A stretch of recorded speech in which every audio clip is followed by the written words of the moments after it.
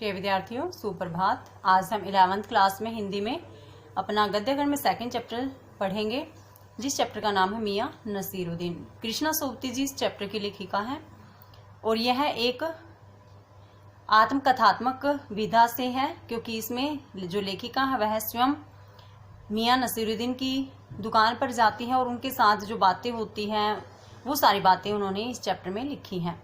इन्होंने इसमें बताया कि किस तरह से जो मियां नसीरुद्दीन थे, इन्होंने नानबाई का काम सीखा अपने दादा और अपने पिताजी से। उनसे बातें करते हुए जो मियां नसीरुद्दीन है वे अखबार वालों के प्रति अपनी सोच को बताते हैं। उन्होंने बताया कि जो अखबार वाले होते हैं वो तो निठल्ला होते हैं, जो अखबार बनाते हैं वो भी और जो अखबार पढ़ते हैं वो भी। लेखिका एक संपादक की तरह ही एक संवाददाता की तरह ही मियां नसीरुद्दीन से सवाल पूछती है।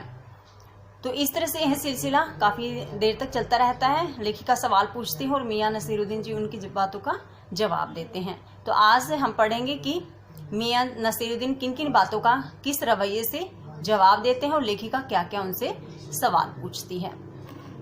इसके बाद देखते हैं। इस बार मियां नसीरुद्दीन ने यूं सिर हिलाया कि सुकरात हो।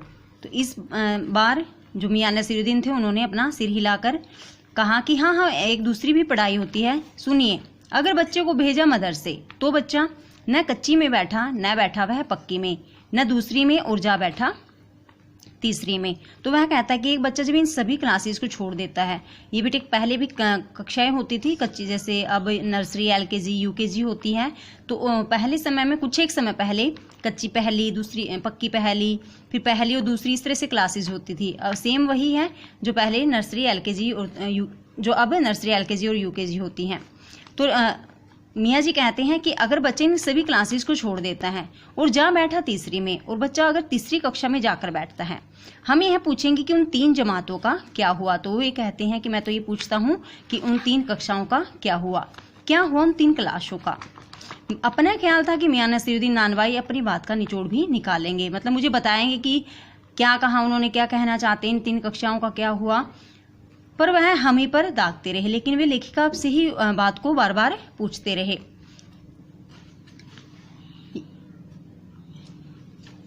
यह बात मेरी समझ के तो बाहर है। तो वह बार बार कहते कि उन 2-3 जमातों का क्या हुआ, लेखिका से पूछते हैं और कहते कि यह बात मैं तो नहीं समझ पा रहा हूँ।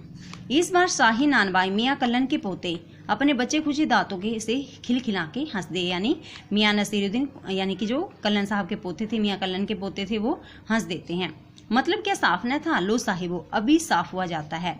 जरा सी देर को मान लीजिए हम बर्तन धोना न सीखते। यदि मैंने बर्तन धोना न सीखा होता, हम भट्टी बनाना न सीखते। अगर हमने भट्टी बनाना यानी भट्टी कैसे बनाते हैं यह न सीखा होता, भट्टी को आंच देना न सीखते, और भट्टी को आंच कैसे दी जाती है, आग कैसे जलाई जाती है, अगर ये मैं कभी नहीं सीख पाता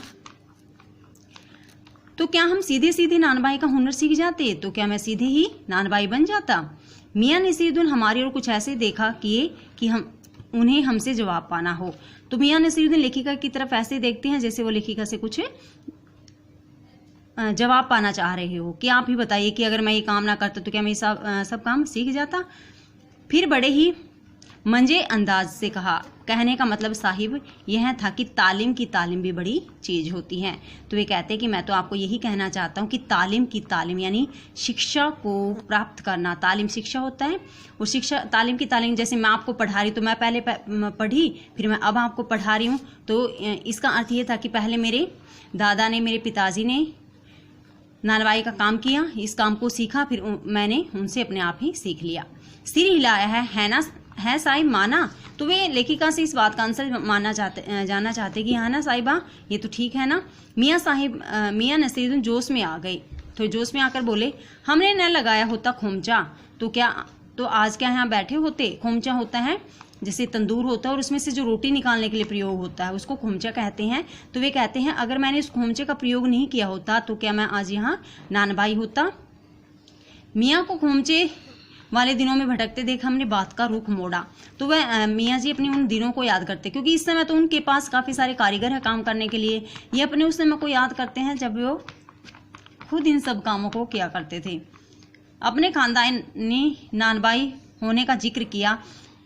क्या और यहाँ और भी नान भाई हैं? तो लेखिका उनसे फिर सवाल पूछती हैं, क्योंकि वो उनका माइंड कहीं और चला गया था याद करते करते, कि वह पूछते हैं कि क्या यहाँ कोई और भी खानदानी नान भाई हैं। खानदानी नान भाई मतलब कि जैसे आपके परिवार में पीढ़ी दर पीढ़ी यही काम चला आ रहा है, तो क्या यहाँ और भी कोई नान भाई है? मियाँ ने घूरा, तो मियाँ घूर कर देखते लेखिका की तरफ और कहते हैं, बहू तेरे बहुत सारे हैं पर खानदानी नहीं, लेकिन खानदानी नहीं है, यानी कि काम सीख कर नानबाई तो बन गए लेकिन खानदानी नहीं है। सुनिए, दिमाग में चक्कर काट गई है एक बात। हमारे बुजुर्गों से बादशाह सलामत ने यूं कहा, मियाँ नानबाई कोई नई चीज खिला सकते हो? तो लेखिका कहती हैं कि एक बार बादशाह सलामत ने हमारे पूर्वजों से बुजुर्गों से कहा कि क्या कोई आप नई चीज हमें खिला सकते हो? तो मियाँ नसीरुद्दीन जी बताते हैं कि हमारे बुजुर्गों ने कहा कि हुक्म कीजिए जहाँपना। जहाँपना यानी जो बादशाह सलामत थे उनको कहा। बादशाह सलामत ने फरमाया, कोई ऐसी चीज बनाओ जो न आग से पके न पानी से बने। तो उस समय जो बादशाह सलामत थे उन्होंने कहा कि कोई हमें ऐसी चीज बनाकर खिलाओ जिसमें न तो आग का प्रयोग हो, यानी जो न तो आग से पकती हो और जिसमें न पानी का प्रयोग होता हो। क्या उनसे ऐसी चीज बनी? तो लेखिका उनसे पूछती है मियाँ नसीरुद्दीन से कि क्या आपके बुजुर्गों ने ऐसी चीज बनाई? क्यों न बनती साहिब, बनी और बादशाह सलामत ने खूब खाई और खूब सराही। तो लेखिका सोचती है कि लगता है हमारा आना यहाँ कुछ रंग लाया चाहता है, यानी मैं यहाँ आई हूँ तो शायद इसका कुछ फायदा होगा। बेसब्री से पूछा, वह पकवान क्या था? कोई खास ही चीज होगी, क्योंकि बेटे ऐसा कोई चीज नहीं होती जिसमें हम आग का प्रयोग न करते हो और पानी का प्रयोग न करते हो। मियाँ कुछ देर सोच में खोए रहे, काफी देर तो सोचते रहे। सोचा पकवान पर रोशनी डालने को है, तो लेखिका ने सोचा कि शायद ये उस पकवान के बारे में बताएंगे जिसमें ना आग का प्रयोग होता है ना पानी का। कि मियाँ नसीरुद्दीन बड़ी रुखाई से बोले, गुस्से से कहते, हम यह न बताएंगे, मैं यह नहीं बताऊंगा। बस आप इतना समझ लीजिए कि ये कहावत है ना कि खानदानी नानबाई कुएं में भी रोटी पका सकता है। तो वह कहता है कि मैं आपको नहीं बताऊंगा कि वह क्या चीज थी, बस आप इतना समझ लो कि जैसे यह प्रसिद्ध है कि खानदानी नानबाई कुएं में भी रोटी बना सकता है। और शायद यह कहावत जब भी गढ़ी गई हो, जब भी यह कहावत बनी हो, हमारे बुजुर्गों के कर्तव्य पर ही पूरी उतरती है। तो शायद यह कहावत हमारे बुजुर्गों के कारण ही बनी है। मजा लेने के लिए टोका, तो अब लेखिका को उनकी बातों में मजा आने लगा। कहावत यह सच्ची भी है की के बाद डैश है। तो लेखिका कहती है कि यह बात सच्ची भी है या नहीं। मियाँ ने तरेरा, तो थोड़ा गुस्से से कहा, और क्या झूठी है? आप ही बताइए, रोटी पकाने में झूठ का क्या काम? अगर हम खाना बनाते तो क्या हम उसमें झूठ का प्रयोग करते हैं? झूठ से रोटी पकेगी? क्वेश्चन मार्क है इसके बाद कि क्या अगर हम झूठ बोलेंगे तो क्या उससे रोटी बन जाएगी? क्या पकती देखी है कभी? क्या मतलब झूठ से रोटी पकती देखी है कि रोटी बनाओ ना और ये कह दो कि हमने रोटी बना ली है तुम खा लो? तो क्या ऐसा आपने कभी देखा है? रोटी पकती है जनाब आंच से। तो वे कहते कि जनाब आंच यानी आग से ही रोटी बनती है। सिर हिलाना पड़ा, ठीक फरमाते हैं, मजबूरी में दिखाया यहाँ की। लेखिका कहती है मुझे सिर हिलाना पड़ा। इस बीच मियाँ ने किसी और को पुकार किया, मियाँ रहमत इस वक्त किधर को? वही बात है जो मतलब जैसे दुकान पर खड़े हैं तो कोई दूसरा ग्राहक आता है तो उससे बातें, तो इनकी दुकान से बाहर की साइड से व्यक्ति जा रहा था मियाँ रहमत, तो उसको टोकते हैं मियाँ नसीरुद्दीन जी और कहते हैं कि आप इस वक्त कहाँ जा रहे हो? अरे वह लोंडिया ने आई रुमाली लेने। लोंडिया यानी कि लड़की को कहते हैं कि आपकी वह लड़की रुमाली एक रोटी का नाम है जो कि रुमाल की जितनी पतली होती है। तो उसने कहा कि आपकी बेटी वह रुमाली रोटी नहीं लेने आई, शाम को मंगवा लेना। मियाँ एक बात और आपको बताने की जहमत उठानी पड़ेगी। तो लेखिका बीच में ही टोक देती है। देखो यहाँ जो मियाँ नसीरुद्दीन है मियाँ रहमत से बातें कर रहे हैं, फिर लेखिका उसको यहाँ बीच में ही टोक रही है। मियाँ ने एक और बीड़ी सुलगा ली थी, तो एक बीड़ी खत्म कर ली और दूसरी उन्होंने पीने के लिए तैयारी कर ली। सो कुछ फुर्ती पा गए थे। जैसे माना जाता है कि बीड़ी पीते हैं तो उससे फुर्ती आती है, तो इसलिए यहाँ लेखिका ने शायद ऐसा लिखा है। पूछिए, अरे बात ही तो पूछेगा, जान तो न ले लेवेंगे। तो वह कहते हैं कि आप हमसे बातें ही तो पूछ रहे हो, कौन सा आप हमारी जान मांग रहे हो? उसमें भी अब क्या देर, 70 के हो चुके हैं, और अगर हमारी जान भी जानी है तो अब मैं 70 साल का भी हो चुका हूँ, तो उसमें कोई देर नहीं है। फिर जैसे अपने से ही कहते हो, वालिद मरहूम तो कूच गए 80 पर। फिर लेखिका कहते हैं मुझे ऐसा लगा जैसे वो अपने आप से ही बातें कर रहे हों कि मेरे पिताजी, वालिद यानी मेरे पिताजी तो मरहूम तो चूक गए 80 पर, यानी 80 साल की उम्र में वो मृत्यु को प्राप्त हो गए थे। क्या मालूम हमें इतनी मोहलत मिले ना मिले। तो वे कहते हैं पता नहीं मुझे इतनी मोहलत यानी इतना समय मुझे कभी मिलेगा या नहीं मिलेगा। इस मजमून पर हमसे कुछ कहते न बनाया। तो इस मजमून होता समय पर, कि मैं उस समय कुछ नहीं कह पाई। अभी यह जानना था कि आपके बुजुर्गों ने शाही बावर्ची खाने में तो काम किया ही होगा। तो लेखिका कहती है मुझे ये जानना था कि आपके जो बुजुर्ग थे क्या उन्होंने शाही बावर्ची खाना, शाही यानी कि जो राजा महाराजा होते हैं, बावर्ची खाना होता है रसोई घर, कि क्या आपके बुजुर्गों ने राजा महाराजाओं के रसोई घर में काम किया था। उन्होंने ऐसा इसलिए पूछना चाहा था कि जैसे उन्होंने कहा था कि हमारे जो बुजुर्ग थे उन्होंने तो ऐसा खाना बनाया था जिसमें ना आग का प्रयोग था और नहीं पानी का। आज हमने पढ़ा कि मियां नसीरुद्दीन जैसे डींगे मारते हैं, झूठ भी बोलते हैं। उन्होंने कहा कि जो हमारे बुजुर्ग थे वो बादशाह सलामत, यानी उस समय के जो बादशाह थे, राजा थे, उनके यहाँ भी हमारे बुजुर्गों ने ऐसी चीज बनाई जिसमें न तो आग का प्रयोग होता था और न ही पानी का, जबकि ऐसी कोई चीज नहीं होती।